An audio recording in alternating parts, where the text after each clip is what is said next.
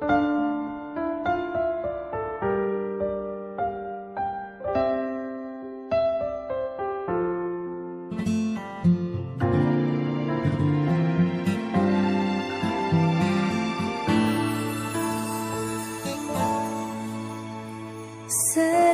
عليك عائشة زوج رسول الله وأم المؤمنين يا عائشة يا ابنة الصديق. Saudara-saudara hadirin kaum muslimin rahimakumullah.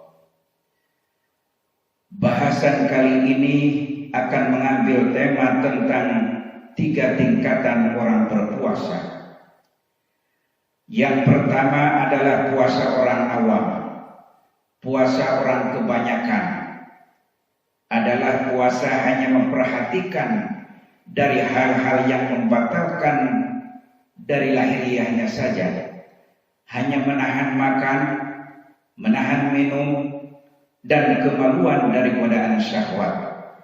Tingkatan puasa ini menurut Imam Al-Ghazali adalah tingkatan puasa yang paling rendah. Kenapa demikian? Karena puasanya orang awam atau kebanyakan orang hanyalah menahan dari makan, minum, dan hubungan suami istri di siang hari.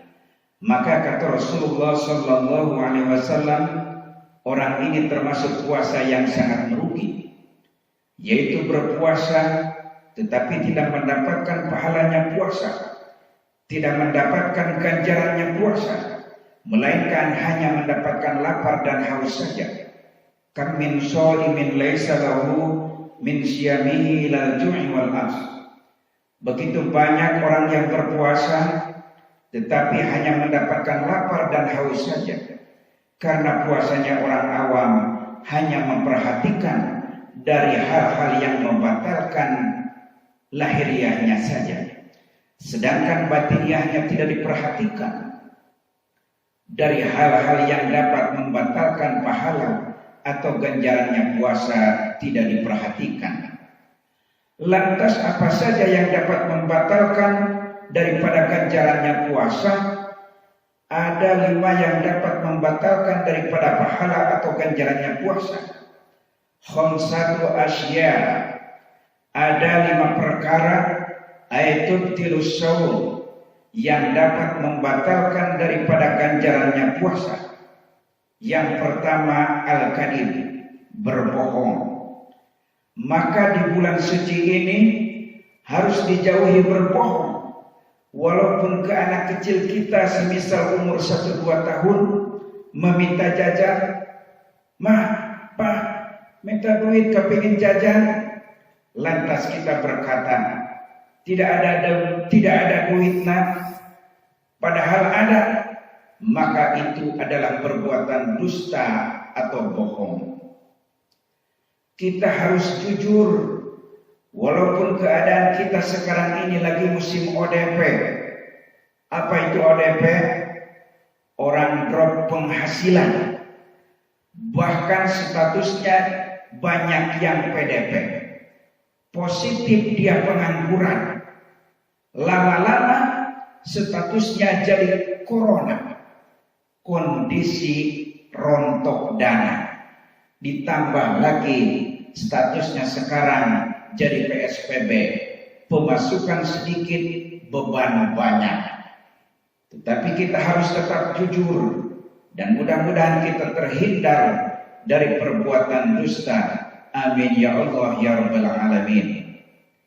Kita kembali ke bahasan inti yang kedua adalah yang akan menghapus daripada ganjarannya puasa, yaitu wal ghibah, ghibah, membicarakan orang lain, menjelekan orang lain, menjelek-jelekan pemerintah, itu pun sama akan menghapuskan daripada pahala atau ganjarannya puasa. Yang ketiga, wan namimatu, namimah, mengadu domba. Si A dan si B diadukan sehingga jadi berantem. Organisasi Islam A dengan organisasi Islam B diadukan sehingga jadi berantem, itu pun sama, termasuk mengadu domba, akan menghapus daripada pahala atau ganjarannya puasa. Dan yang keempat, yang akan menghapus pahala atau ganjarannya puasa adalah wal yaminul ghamus, sumpah palsu. Dan yang terakhir, wan nadhara bisyahwat, melihat dengan syahwat, maka sama akan menghapus pahala atau ganjarannya puasa.